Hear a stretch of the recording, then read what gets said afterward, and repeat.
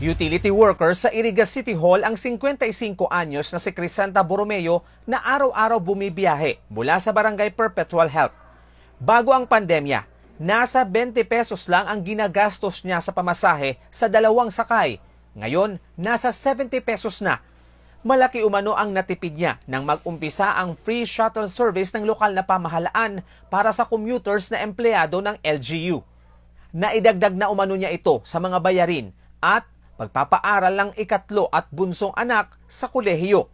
Ngayon, 20 na mula sentro hanggang dito, 20. Tapos mula pa rin hanggang sentro, 50 pesos. Ngayon, upo, dakulo talaga. Salamat na mukha ding shuttle. Malaking tulong din sa essential workers ng mga establishmento sa lungsod ang libreng sakay ng city government.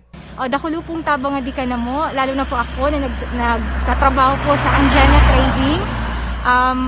Salamat pong maray, Mayor. Dahil tabang po adi ka na mo, nakakukuha po kami sa pamasahe.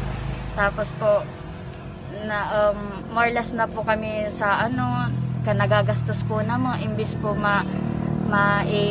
maikuha na po na mo, maipagkaan, maibibliti po na mo, diri na, ako na po ikalibreng pasakay. Salamat po, Mayor. God bless you po. Halos puno palagi ng essential workers ang jeepney na araw-araw na minamaneho ni Manuel Sepe. Kaya bukod sa pagrehistro sa logbook at separator sa upuan, mahigpit niyang ipinasusunod sa mga sakay ang pagsusuot ng face masks at face shields para iwas COVID-19. Ginhawa rin umano sa kanya ang free shuttle service pati kay Junel Sederia na naghahatid ng stranded individuals sa quarantine facility. Dakilang tabang sir ta regarding di pa nakabiyahe. Hindi kahit pa paano ko income po everyday kin. Dakulong tabang man po. Tasangon yan po kaya dahil pa man nakapagbibiyahe ang arugming. Ang iba lang iguana. Pero ang iba dahil pa man.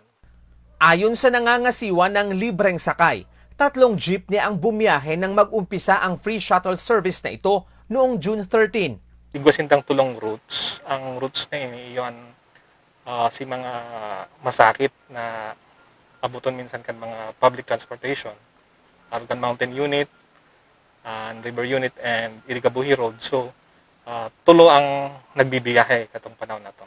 Ngunyan, ang existing tangon yan, igwa naman na allowed ang DOTR and ang transportation offices.